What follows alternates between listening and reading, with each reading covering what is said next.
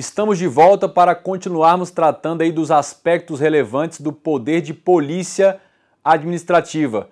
O nosso próximo assunto agora é sobre o que incide o poder de polícia.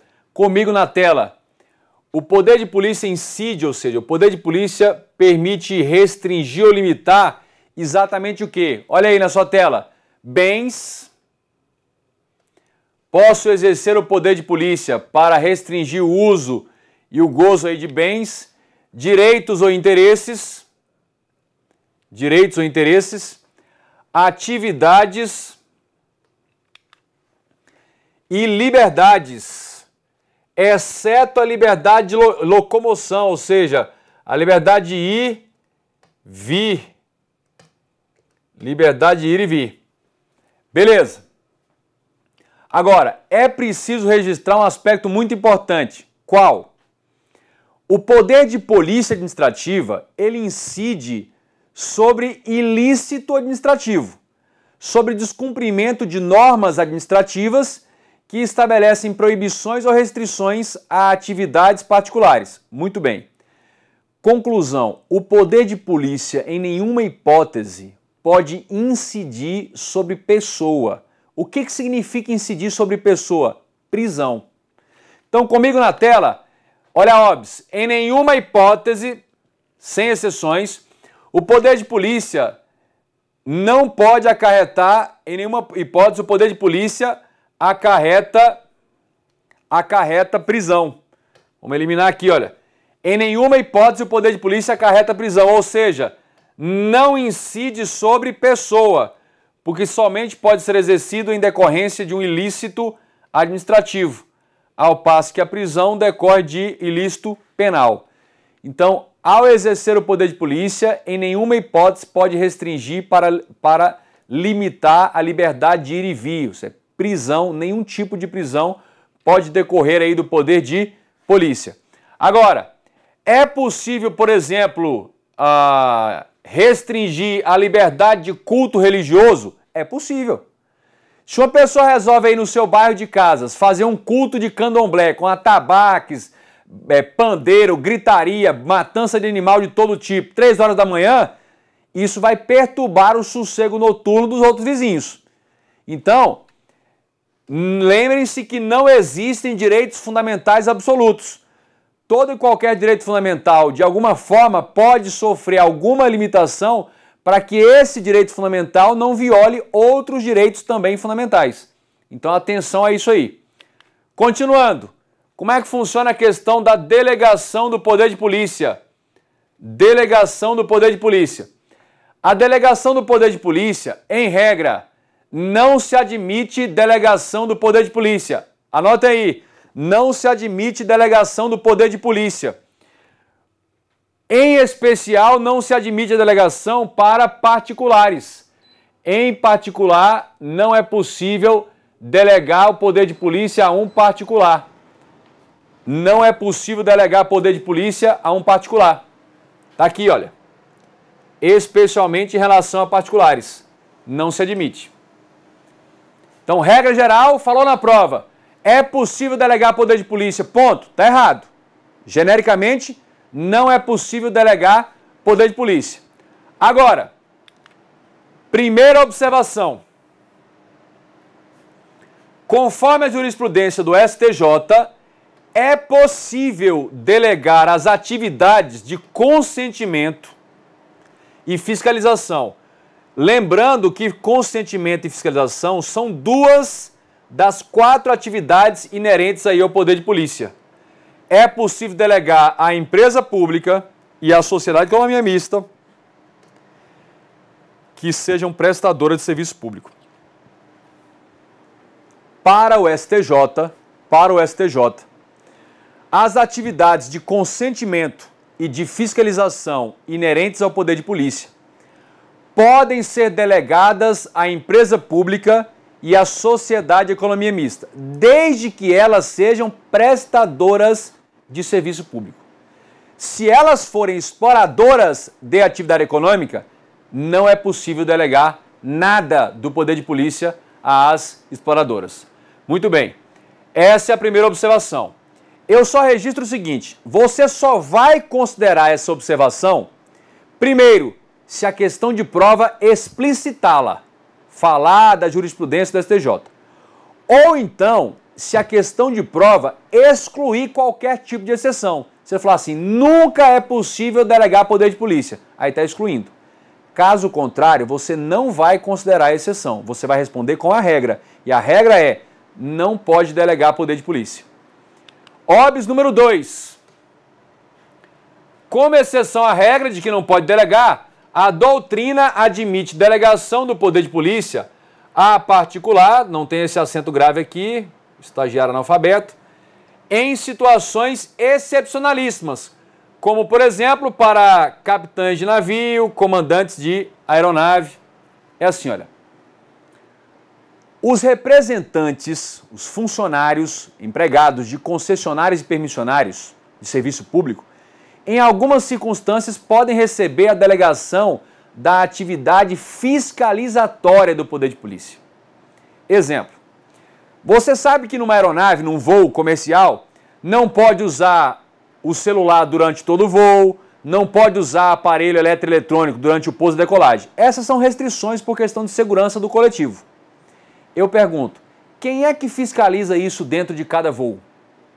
Não tem um servidor público da ANAC, da aviação, da Agência Nacional de Aviação Civil para fiscalizar isso.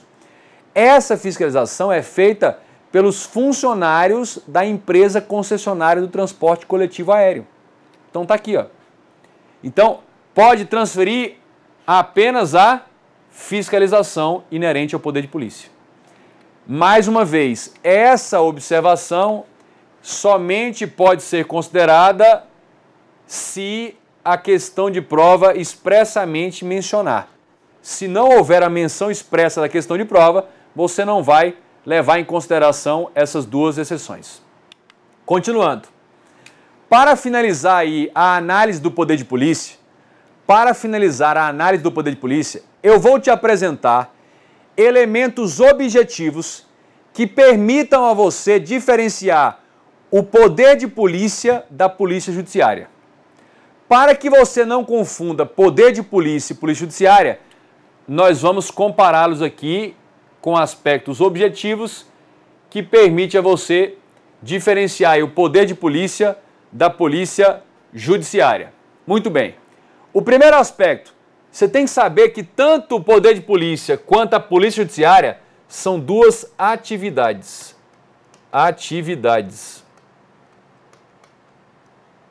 São duas atividades.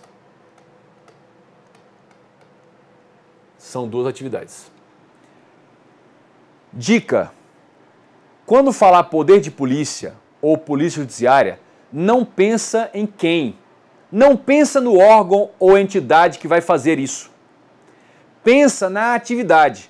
Poder de polícia é uma atividade. Polícia judiciária é uma atividade em si. Não se preocupa diretamente com quem vai fazer cada uma dessas atividades. Preocupe-se com a atividade em si. Muito bem. No poder de polícia, vamos começar aqui pela finalidade. Para que serve a atividade de poder de polícia? A gente já sabe. Serve para restringir ou para limitar atividades particulares em benefício do interesse coletivo. O poder de polícia é uma atividade administrativa que serve para restringir ou limitar atividades particulares em benefício do interesse coletivo. É para isso que serve o poder de polícia. Restringir ou limitar atividades particulares. Comigo, na tela. Qual é a finalidade da polícia judiciária?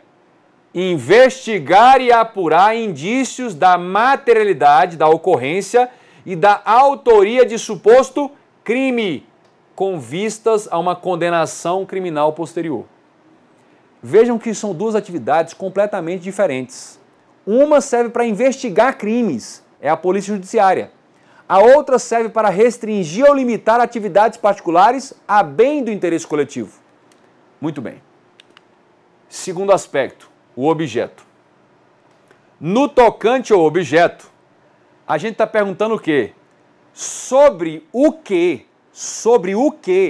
recai o poder de polícia.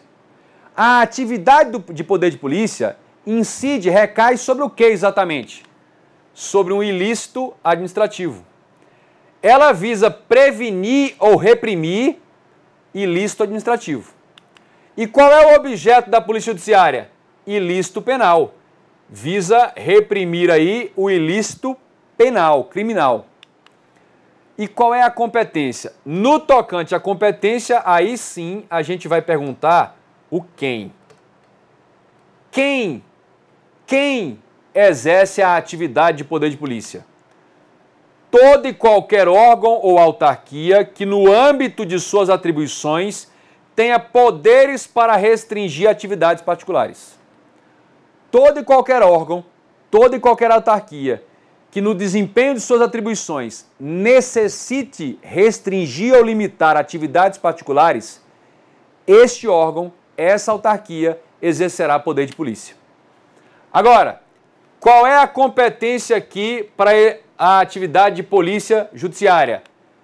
Polícia Civil e Polícia Federal.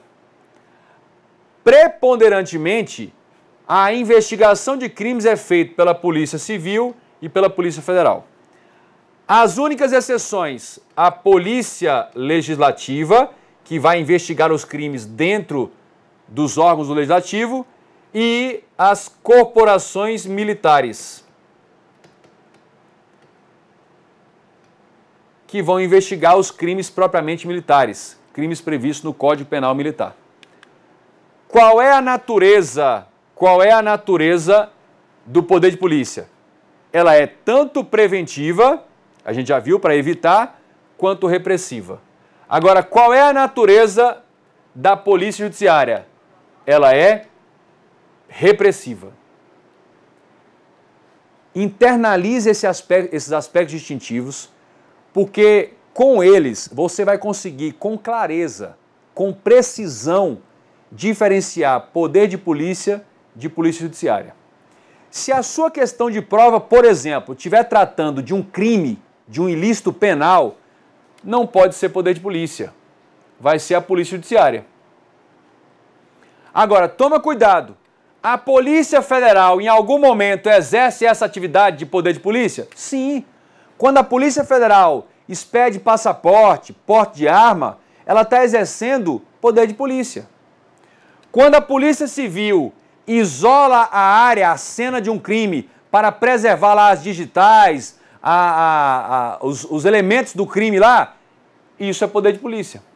Isso é poder de polícia. Então, os órgãos Polícia Civil e Polícia Federal, eles também exercem poder de polícia.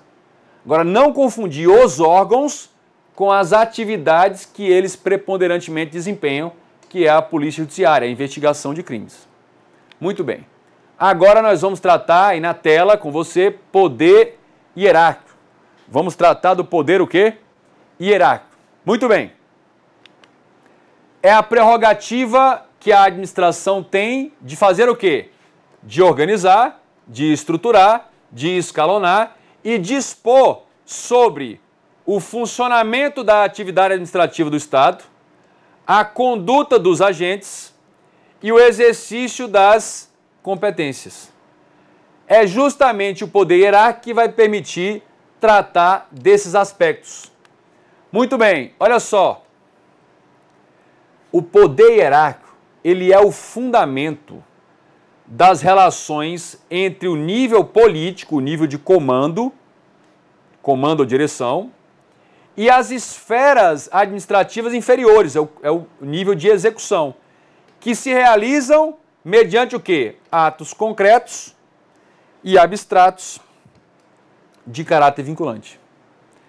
É o poder hierárquico que permite o nível de governo, o nível de comando, o nível político, praticar atos concretos e abstratos que são vinculantes, obrigatórios, para ordenar a atuação das esferas administrativas inferiores, que vão executar as tarefas. Então é o poder hierárquico que permite isso. Mais um detalhe, o poder hierárquico permite a distribuição da legitimidade democrática de governo. O que é isso? O comando. O comando nas várias esferas administrativas, nos vários níveis. Mais um detalhe. Dele, do poder hierárquico, decorrem as ordens de serviço, a revisão, a fiscalização, o controle, a validação e a convalidação dos atos, bem como a delegação e a avocação de atribuições e competências. Tudo isso, principalmente a delegação e a avocação de competência, são duas importantes decorrências aí do poder hierárquico. Duas importantes decorrências do poder hierárquico. Olha só, para finalizar, o poder hierárquico ele compreende as relações funcionais de dois tipos. Olha aí na sua tela. O poder hierárquico compreende as relações funcionais de, primeiro, subordinação. As relações de subordinação, poder hierárquico, que são as chamadas relações verticalizadas, de cima para baixo, mas compreende também as relações de coordenação. E isso aqui, muita atenção. Não é comum você pensar nas relações de coordenação, chamadas horizontalizadas, quando você pensa no poder hierárquico. Mas é o poder hierárquico que monta uma estrutura escalonada. É o poder hierárquico que permite existirem, por exemplo, dois ministérios. E a relação entre dois ministérios não é de subordinação, é de coordenação. São chamadas relações horizontalizadas. Atenção a isso aí. São as relações horizontalizadas. Bom, e agora a gente vai tratar do poder disciplinar. Poder disciplinar nada mais é que a prerrogativa que a administração tem de apurar e punir infrações disciplinares cometidas por quem? Quem é que, se cometer uma infração disciplinar, vai estar sujeito ao poder disciplinar? Primeiro, os servidores. E para isso pressupõe uma hierarquia. Cuidado. Se a sua questão de prova falar a aplicação de uma penalidade a um servidor público decorre do poder disciplinar, tá certo. Porém, se a questão falar a aplicação de uma penalidade a um servidor decorre do poder hierárquico, ponto, tá errado. Só o poder hierárquico não é suficiente para punir. Mas se ele falar assim, a aplicação de uma penalidade a um servidor decorre dos poderes disciplinar e hierárquico, aí ele vai dar como certo. Se afirmar que a punição de um servidor decorre dos dois poderes, disciplinar e hierárquico, está correto. Por quê? Porque em relação aos servidores, um servidor de mesma hierarquia ou subordinado não pode punir o outro. Só quem pune é um servidor hierarquicamente superior, acima. Então atenção a isso aí. Agora, além dos servidores, quem é que pode sofrer o poder disciplinar? Olha aqui, olha. Particulares que por um ato ou um contrato passaram a se submeter à disciplina interna da administração. Cuidado para você não achar que o poder disciplinar só atinge servidores. O poder disciplinar pode atingir particulares, mas cuidado, o poder disciplinar da administração não pode atingir qualquer particular. O poder disciplinar da administração só vai atingir particulares, na tela, comigo, só vai atingir particulares que por um ato anterior ou um contrato anterior aceitaram, passaram a se submeter à disciplina interna da administração. Quem são esses caras? Comigo. Particulares sujeitos à disciplina interna da administração. Comigo. Quem são? Os particulares contratados pela administração para executar obras, serviços e fornecimento de bens.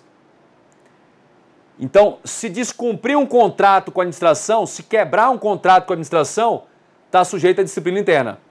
Então, gente, as penalidades previstas no artigo 87 da Lei 8666/93, as penalidades aplicadas a um contratado que quebrar o contrato decorrem do poder disciplinar, olha. Além disso, entidades paraestatais do terceiro setor, Serviço Social Autônomo, lembra? As OS, as OCIPs, entidade de apoio. Além disso, alunos matriculados em instituições públicas. Gente, se um universitário de uma universidade pública é jubilado, é suspenso, toma punição, essa punição aplicada ao aluno de uma universidade pública, de uma escola pública, é uma punição disciplinar. Ele não é servidor, o aluno, mas o ato de matrícula fez com que o aluno passasse a se submeter à disciplina interna daquela instituição de ensino. Tá aí. E além disso, os chamados delegatários de serviço público. Quem são os delegatários de serviço público? Concessionários, os permissionários e os autorizados. Se os concessionários, permissionários e autorizados de serviço começarem a descumprir as regras da prestação do serviço público, eles podem ser punidos e essa punição vem do poder disciplinar. Tudo bem? Então, só para lembrar que o poder disciplinar também atinge determinados particulares. Determinados particulares. Agora nós vamos para o poder regulamentar. Poder regulamentar. O que diz o poder regulamentar? É a prerrogativa que a administração tem, em especial o Poder Executivo. Prerrogativa que, em especial, tem o Poder Executivo de editar atos administrativos normativos para detalhar, esclarecer e regulamentar a interpretação e aplicação de uma lei. Esse poder regulamentar, ele não cumpre a mesma função que uma lei formal. Por quê? Porque esse poder regulamentar, ele não pode inovar no ordenamento jurídico. Ele vai apenas detalhar e esclarecer a aplicação de uma lei já existente. Olha aí, ó. Tanto o chefe do Poder Executivo como os órgãos e autoridades hierarquicamente abaixo dele podem exercer o poder regulamentar. Artigo 87, inciso 4, mas aí você dá uma olhada também no artigo 84, inciso 4. Inciso 2 e aqui inciso 4 da CF. 84, inciso 4 e 87, inciso 2. Quais são os limites ao exercício do poder regulamentar? Primeiro, o poder regulamentar não pode inovar no ordenamento jurídico. O que é isso? Não pode criar uma obrigação, nem criar um dever que já não estivesse previsto em lei. Não pode inovar no ordenamento jurídico. Quais são os fundamentos constitucionais para esse limite? Fundamentos constitucionais do limite. Olha aí na tela. Primeiro fundamento para o limite está no artigo 5º, inciso 2º, é o princípio da legalidade. Ninguém será obrigado a fazer ou deixar de fazer, senão em virtude de lei. Segundo, o artigo 84, inciso 4, diz que a regulamentação é apenas para a fiel execução de uma lei. Então não pode inovar. Artigo 49, inciso 5º, o Congresso Nacional pode sustar um ato regulamentar que tenha extrapolado a regulamentação. E por último, o artigo 25 do ADCT eliminou o antigo decreto-lei, da época da ditadura, do regime de exceção, que poderia inovar. Então esses são os fundamentos constitucionais para que não se admita o chamado regulamento autônomo ou regulamento que possa inovar no ordenamento jurídico.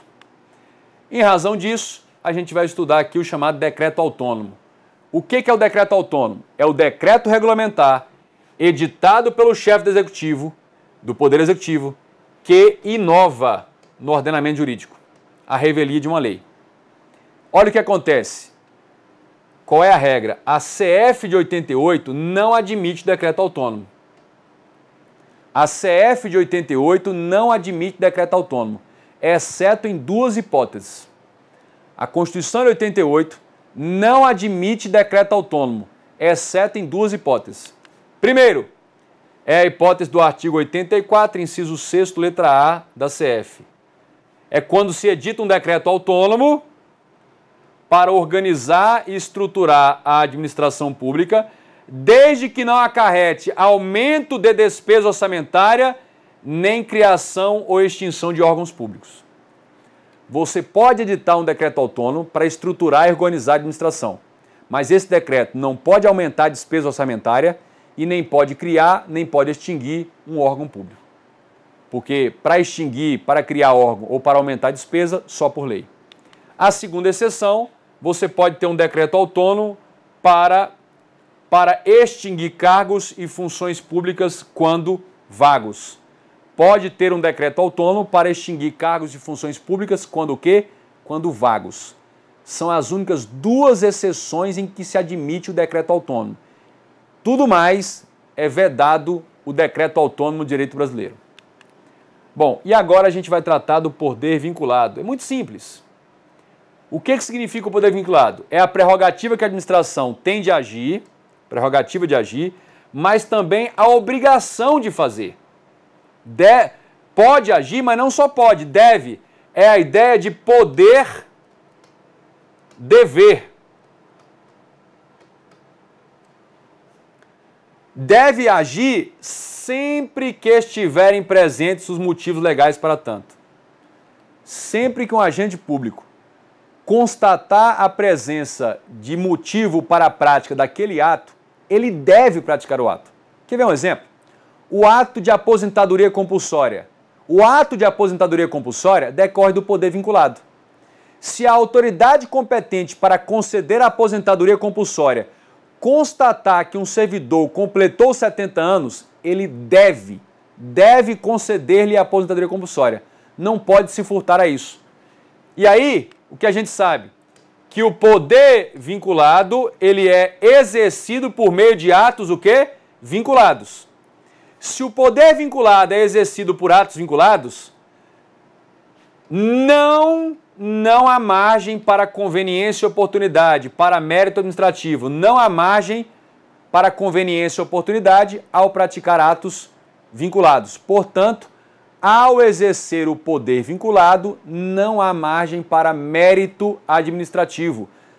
Ao exercer o poder vinculado, não há margem para conveniência e oportunidade. Beleza.